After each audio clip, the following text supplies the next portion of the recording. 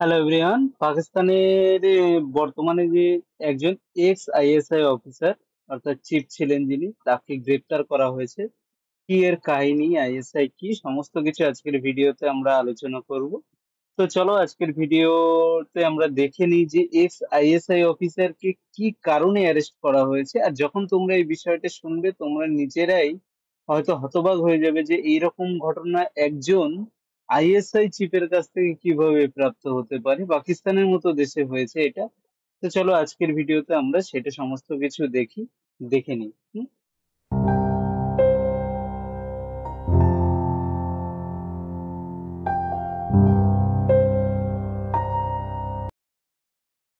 তো hello everyone, আমি Shubho. Welcome to our channel general affairs. আর আমরা শুধুমাত্র নিউজই কভার করি না, তার সঙ্গে সঙ্গে কিছু কারেন্ট অ্যাফেয়ার্সও নিয়ে আমরা কিন্তু আলোচনা করে থাকি। তো আজকে আমরা যেই যেই বিষয়টা নিয়ে আলোচনা করছি সেটা হলো কি, সেটা হলো একটা কারেন্ট নিউজ, যে যেটা তোমরা হয়তো অনেকেই জেনে থাকবে। ঠিক সেইটা নিয়ে আমরা কিন্তু আজকে আলোচনা করছি, ঠিক আছে? তো প্রথমে দেখো, এই হেডিং দেখেই তোমরা বুঝতে পেরেছো এই যেই ছবিটা, এই ছবিতে যাকে দেখতে পাচ্ছ ইনি হলেন কি, ইনি হলেন একজন এক্স আইএসআই চিফ।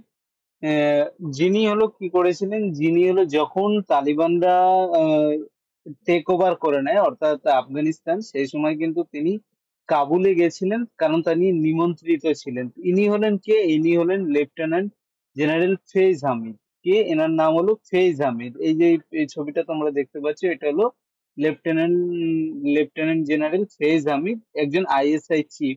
এবং তাকে কি করা হয়েছে, তাকে হলো গ্রেপ্তার করা হয়েছে। আর কি কি তার নামে যেই এটা রয়েছে সেটা কি, সেটা হলো এক্সটর্শন, বা যেটাকে তোমরা বলতে পারো চাঁদাবাজি বলতে পারো, ঠিক আছে? চাঁদাবাজির কারণে, কারণ কি, কারণ কি রয়েছে, চলো আজকের ভিডিওতে সেটাই সমস্ত কিছু আমরা দেখে নিই। তো দেখো, প্রথমে এখানে একটা টার্ম আমাদের এসছে আইএসআই। আইএসআই কি এইটা, ঠিক আছে? এই নিয়ে সমস্ত কিছু আমরা ভিডিও শেষে তোমাদেরকে আলোচনা করব, ঠিক আছে? যে এখান থেকে কারেন্ট অ্যাফেয়ার্স কি কি ধরনের আমাদের এক্সামে আসতে পারে, শুধু তোমাদেরকে আমরা আইএসআই যেটা রয়েছে সেটা মনের জন্য আমি তোমাদেরকে একটা বলে দিই। এটা হলো কি, পাকিস্তানের একটা কি ইন্টেলিজেন্স এজেন্সি বলতে পারো, যেটার ফুল ফর্মটা কি, ফুল ফর্ম যেটা তোমরা বলতে পারো ইন্টার সার্ভিস ইন্টেলিজেন্স। কি, ইন্টার সার্ভিস ইন্টেলিজেন্স, ঠিক আছে? এই এর সমস্ত কিছুই আমরা ভিডিও শেষে আলোচনা করব কারেন্ট অ্যাফেয়ার্স হিসাবে। তো চলো আজকে নিউজ যেটা রয়েছে নিউজের দিকে আমরা চলে যাই। তো ইনি যে যে ছবিটা তোমরা দেখেছো, ইনি হলো লেফটেন্যান্ট জেনারেল হামিদ, ঠিক আছে? যেটা দেখেছো ফেইজ হামিদ। ইনি কি হয়েছে, এনাকে হলো 12ই আগস্ট অর্থাৎ মন্ডে, এই যে 12ই আগস্ট গেল 2024-এ তাকে অ্যারেস্ট করা হয়েছে। আর কারণ কি, তার যে তার উপরে যে অ্যাকিউজিশন যেটা লেগেছে, যে করাপশনের কেস রয়েছে তার উপরে, সেটা কি, যে তখন যে সার্ভিসে ছিল, বা সঙ্গে সঙ্গে এও বলা হয়েছে যে তিনি এক্সটর্শনের সঙ্গে যুক্ত ছিল। এবার কে কেস করেছে সমস্ত কিছু জানার আগে এনার সম্বন্ধে আমরা একটু জেনে নিই। দেখো, এই জেনারেল যাকে দেখছো তোমরা, এই হামিদ যিনি রয়েছেন জেনারেল, ইনি পাকিস্তানের একজন গুপ্তচর, টপ গুপ্তচর বলতে পারো, যিনি জুন 2019 থেকে নভেম্বর 2021 পর্যন্ত একজন আইএসআই এজেন্ট ছিলেন। এবং এনাকে বলা হয় কি, এনাকে বলা হয় ইমরান খান, অর্থাৎ এখন বর্তমানে জানো যে ইমরান খান হলো জেলে রয়েছে, প্রাইম মিনিস্টার ছিলেন, ফর্মার প্রাইম মিনিস্টার পাকিস্তানের। এবং তার অনেক ক্লোজ একজন ব্যক্তি সেটা বলা হয়। এবং সঙ্গে সঙ্গে এটাও বলা হয় যে ইনি হলো কি, ইনি হলো জেনারেল কামার জাভেদ বাজওয়ার যেটা রয়েছে তার সাকসিডারি হিসাবে কিন্তু ইনি পাকিস্তান আর্মি চিফ হিসাবে কিন্তু থাকার কথা তার, ঠিক আছে? তো এই হামিদ কি করেছিল, 2022 সালের নভেম্বরে সে কি করেছে, রেজিগনেশন দিয়ে দিয়েছে, ঠিক আছে? রেজিগনেশন দেওয়া হয় কখন, যখন প্রাইম মিনিস্টার শাহবাজ শরীফ যে রয়েছে অ্যাপয়েন্টেড যখন হয়েছে, সে হলো কি করেছিল, আসিম মুনির, বর্তমানে যে ওখানকার যে আইএসআই চিফ রয়েছে, সেই আইএসআই চিফ যে রয়েছে, আহ, যে চিফ ছিল, ঠিক আছে, একজন ছিল কি, আসিম মুনির লেফটেন্যান্ট জেনারেল, তাকে যখন টপ পোস্ট দেওয়া হয়েছে তখন সে কি করে, 2022 সালে সেখান থেকে রেজিগনেশন দেয়, ঠিক আছে? এবং এই যখনই আফগানিস্তানে, তোমরা প্রত্যেকেই জানো যে 2021 সালের আগস্ট মাসে যখনই আফগানিস্তানে তালিবান ক্ষমতায় আসে এবং আমেরিকান সোলজার যারা রয়েছে তাদের সমস্ত লাস্ট পর্যন্ত যখন ট্রুপ যেটা রয়েছে সেটা তুলে নেয়, সে সময় কিন্তু এই ISI chief, x ISI chief যে রয়েছে, সে কিন্তু কি করে, সে হলো ওখানে উম কাবুলে ইনভাইটেশন হিসাবে হিসাবে গেছিল, একজন ইনভাইটেড হিসাবে। আহ, এবং সঙ্গে সঙ্গে তিনি সেখানে কিন্তু অনেক পাকিস্তানি অফিসিয়ালের সঙ্গেও একটা হোটেলে চা খেতে তাকে দেখা যায়। এবার দেখো কি অ্যালিগেশন তার উপরে, সেটা আমরা সমস্ত তো সবার প্রথমে তোমাদেরকে একটা জিনিস তোমরা জেনে রাখো, এখানে ইমরান খানের একটা কথা কিন্তু আমরা দেখেছি যে ইমরান খান কি, ইমরান খান ছিলেন এবার ইমরান খানের সাথে কি রিলেশন, সমস্ত কিছু ভিডিওটা আমরা পরপর আলোচনা করে যাব। তো প্রথমে দেখো অ্যালিগেশন যেটা রয়েছে সেই অ্যালিগেশনটার দিকে আমরা দেখে নিই যে তার নামে অ্যালিগেশনটা কি। এই যে the field general court martial যেটা হয়ে থাকে, অর্থাৎ তার নামে কোর্ট মার্শাল হয়েছে এবং অর্ডার করা হয়েছে যে তার নামে সুপ্রিম কোর্ট যেটা রয়েছে, পাকিস্তানের সুপ্রিম কোর্ট প্রায় 9 মাস আগে কিন্তু এই কোর্ট মার্শাল যেটা করা হয়েছিল এই এই রিটায়ার্ড জেনারেলের উপরে, সেটার কিন্তু পারমিশন বা সেটা অ্যাডভাইস দিয়েছিল কি সুপ্রিম কোর্ট অফ পাকিস্তান যেটা রয়েছে, ঠিক আছে। তো কি তার নামে নভেম্বর 2023 এই কোর্ট যেটা রয়েছে একটা পিটিশন ফাইল করা হয় এই কোর্টে। কে ফাইল করেছিল এই পিটিশন, যেটা ফাইল করা হয়েছিল একজন রিয়েল এস্টেট কোম্পানি, একটা রিয়েল এস্টেট কোম্পানির ওনার যে রয়েছে সে ফাইল করেছে এবং অ্যালিগেশন এটা ছিল পিটিশনার কে উপরে যে এই হামিদ যে রয়েছে, জেনারেল হামিদ, লেফটেন্যান্ট জেনারেল, সে কি করেছে, সে একটা সিরিয়াস নেচার, তোমরা বলতে পারো সে কি করেছে, সে আইএসআই এবং পাকিস্তান রেঞ্জার এবং আর্ম ফোর্স যেটা রয়েছে তার উপরে একটা কিন্তু খুবই গুরুত্বপূর্ণ এবং তার যে রেপুটেশন রয়েছে তার উপর একটা দাগ লাগার একটা বিষয় কিন্তু এখানে তুলে ধরা হয়েছে।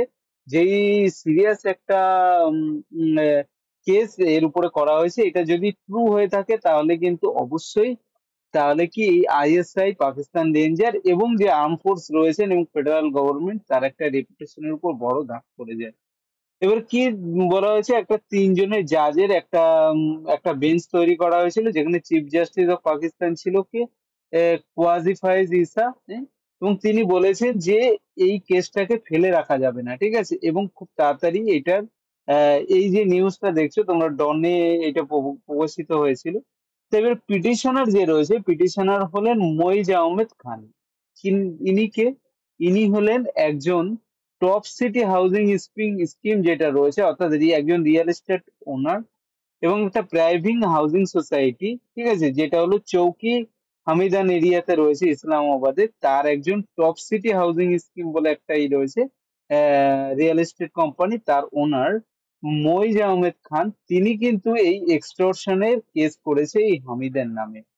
অ্যাকুইজিশন যেটা করেছে, তিনি কি অ্যালিগেশন কি এনেছেন, তিনি বলেছেন যে মে 2017, অর্থাৎ যখন তিনি লেফটেন্যান্ট জেনারেল ছিলেন এই হামিদ, ঠিক আছে, তখন তিনি কি করেন, তিনি হলেন একজন সিনিয়র অফিসার আই ছিলেন যখন আইএসআই এর, সেই সময় তিনি অফিসিয়াল এজেন্সি, কিছু প্যারামিলিটারি এবং পাকিস্তানি রেঞ্জার এই নিয়ে হলো কি করেন, এই মইজ যে রয়েছে, এই যে যে ব্যক্তির কথা আমরা আগে বললাম টপ সিটি হাউজিং স্কিমের যে রিয়েল এস্টেট কোম্পানির যে ওনার মইজ আহমেদ খান, এর বাড়িতে কিন্তু রেড করে এবং তার উপরে ফলস অ্যালিগেশন দেওয়া হয় এবং তাকে ফলসলি অ্যাকিউজ করা হয় যে যদি সে হলো তাদের কথা না শুনে তাকে টেরোরিজমের সঙ্গে যুক্ত আছে এই ভয় দেখানো হয় এবং তার কাছ থেকে, তার বাড়ি থেকে সোনা এবং ডায়মন্ড যে জুয়েলারি সেগুলো হাতিয়ে নেয় এবং সঙ্গে সঙ্গে কি করে যে প্রায় 4 কোটি টাকা সেখান থেকে কিন্তু তারা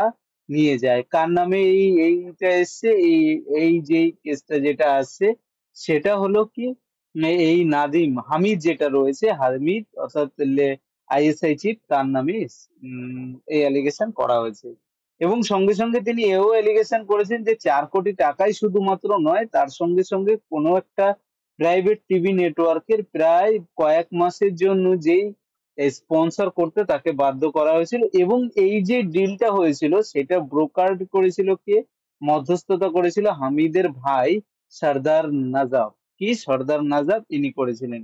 এবং দুজন ব্রিগেডিয়ার এবং আইএসআই আর কয়েকজনের কিন্তু নাম এই পিটিশনে মইজ করেছেন, ঠিক আছে।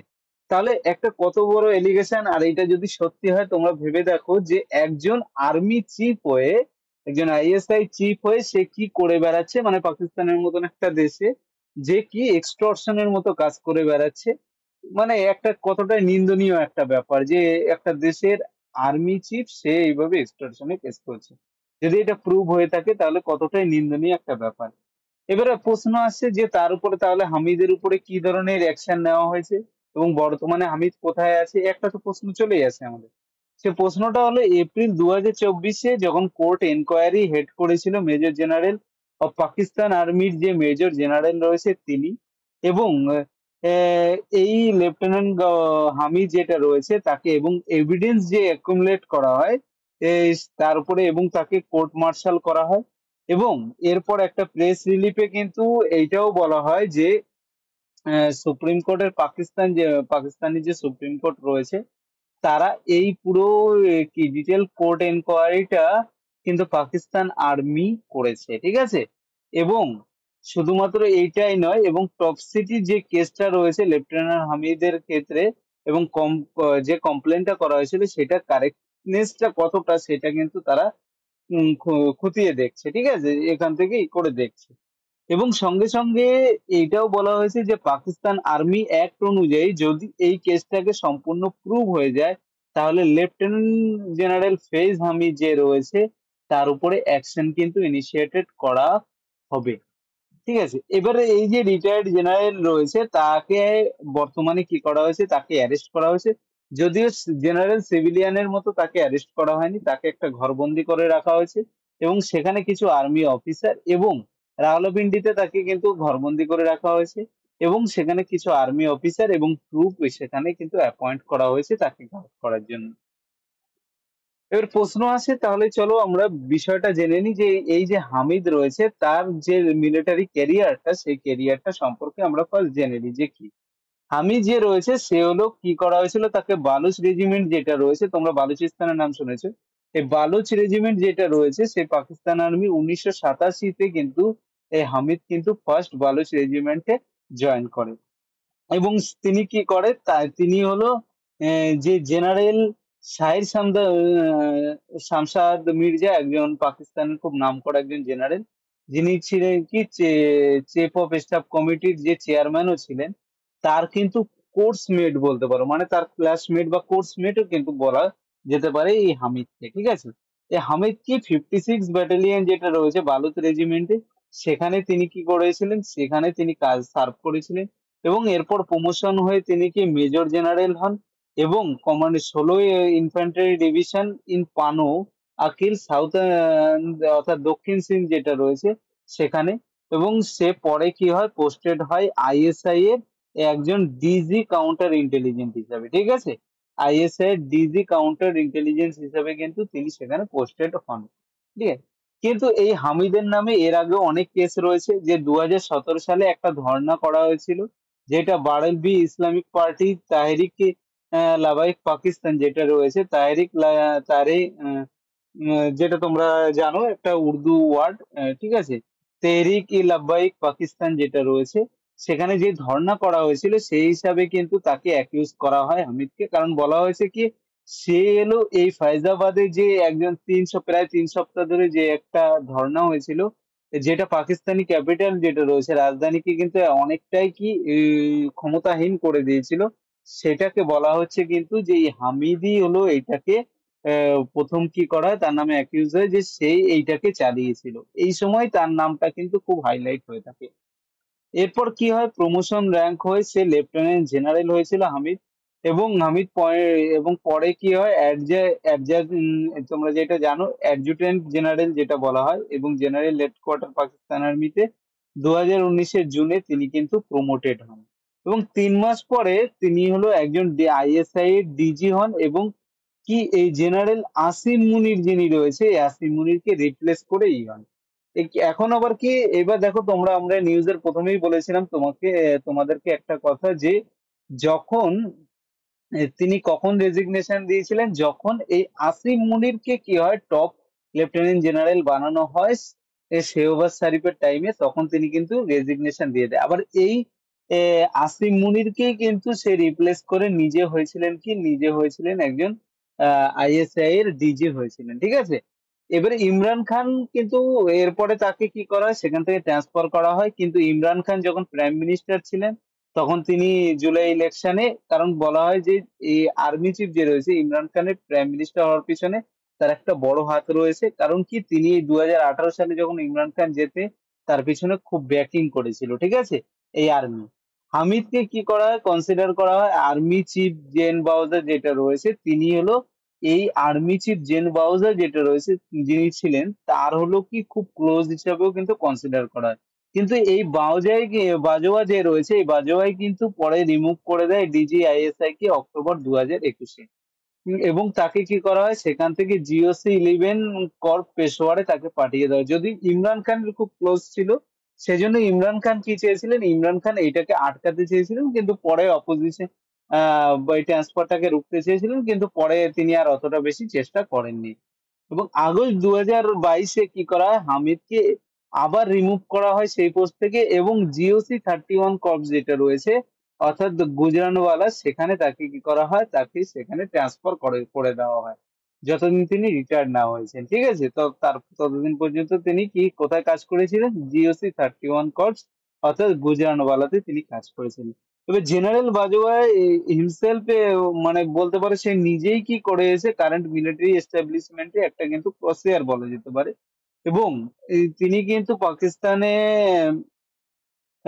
পাকিস্তানে কিন্তু এই যে হামিদ রয়েছে, হামিদকে যে অ্যারেস্ট করা হয়েছে, এই নিয়ে কিন্তু একটা বড় ধরনের আহ, ব্যাপার ওখানে চলছে। অনেকেই বলছে যে ইমরান খানের বিরুদ্ধে সে হলো কোনো আহ, করেনি বলে, কোনো মানে ইমরান খানের বিরুদ্ধে যায়নি বলেই তাকে পানিশ করা হচ্ছে, ঠিক আছে, বা ইমরান খানকে রিফিউজ করতে চায়নি বলে তাকে পানিশমেন্ট করা হচ্ছে। এবং অনেকে এটাও বলছে যে বর্তমানে মানে পাকিস্তানে যে টপসি টার্ভি যে পলিটিক্স চলছে, এর কারণেই হামিদকে কিন্তু আহ, এই এই পানিশমেন্ট দেওয়া হচ্ছে। কারণ একটা পসিবিলিটি রয়েছে যে ইমরান খানের যদি ভাগ্য ঘোরার যে পসিবিলিটি, সেটা কিন্তু এই হামিদের হাত ধরেই হওয়ার চান্স রয়েছে।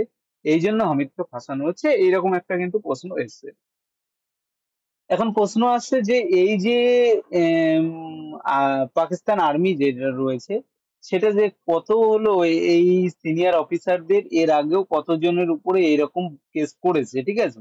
তো হামিদ হলো বলা যেতে পারে যে হামিদ হলো এই 3 নম্বর একজন অফিসার, যাকে কি করা হয়েছে, জেনমুনি, ঠিক আছে, ফল করেছেন, অর্থাৎ তাকে রিটায়ার বা পানিশমেন্ট করা হয়েছে বা অ্যারেস্ট করা হয়েছে, এরকম 3 নম্বর ব্যক্তি। অর্থাৎ আরো দুজনকে এর আগে কিন্তু করা হয়েছে।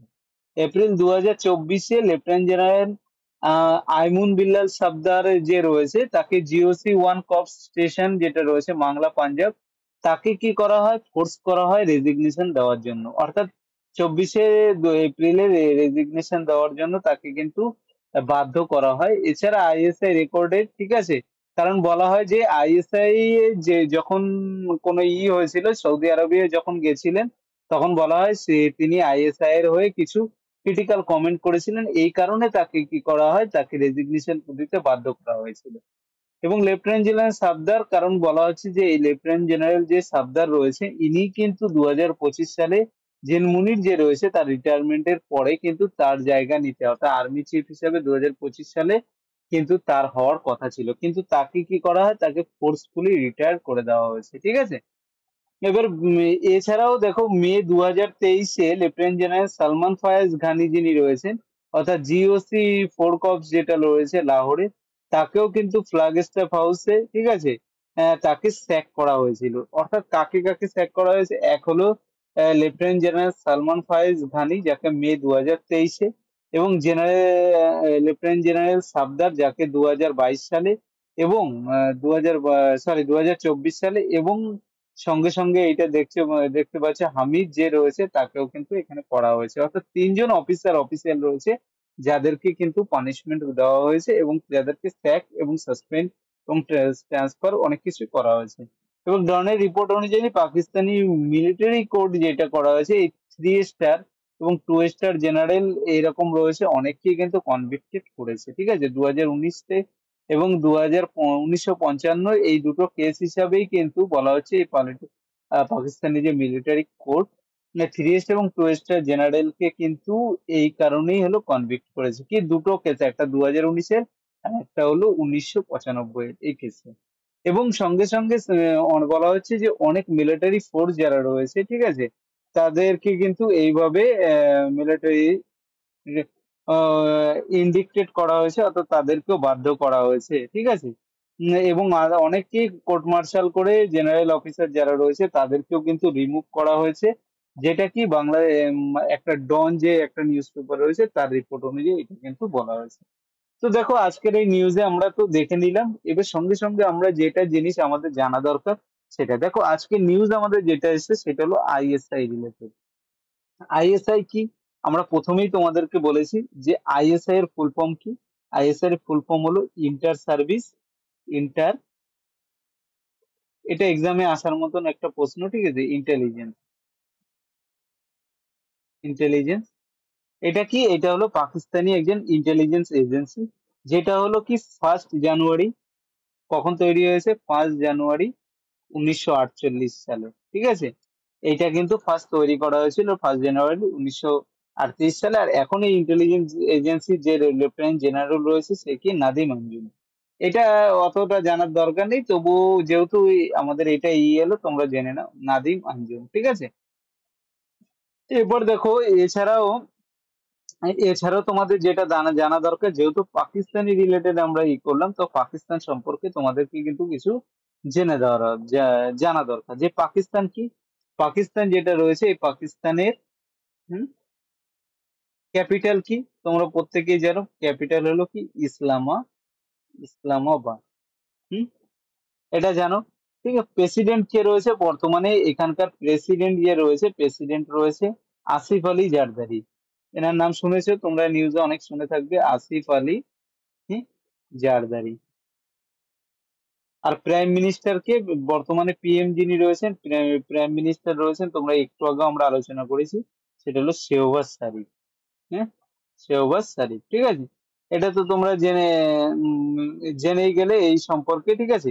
আর এখানকার কারেন্সি কি? তোমাদের যেগুলো ইম্পর্টেন্ট জিনিস, এটা এখানকার কারেন্সি কিন্তু হলো পাকিস্তানি রুপি, ঠিক আছে, পাকিস্তানি রুপি। যে আমাদের যেমন ইন্ডিয়ান রুপি সেরকম এটা হলো পাকিস্তানি রুপি। আর এখানকার টোটাল যে জনসংখ্যাটা রয়েছে সেটা হলো 24 কোটি। কত? 24 কোটি টোটাল জনসংখ্যা, যা আমাদের দেশের বলা যেতে পারে 1/6 ভাগ, ঠিক আছে। তো দেখো আজকে নিউজ যেটা ছিল সেই নিউজটা তো আমরা সম্পূর্ণই তোমাদেরকে কভার করলাম, আশা করি নিউজটা তোমাদেরকে ভালো লেগে থাকবে। আর এইরকম আরো নিউজ দেখার জন্য এবং আমাদের চ্যানেলটাকে কিন্তু প্রত্যেকে সাবস্ক্রাইব করে নাও। আর কারোর যদি কোনো রকম প্রশ্ন থাকে এবং তোমাদের এই পাকিস্তানের এই আর্মি নিয়ে কি কথা আছে কমেন্টে অবশ্যই কিন্তু জানাবে। Thank you friends.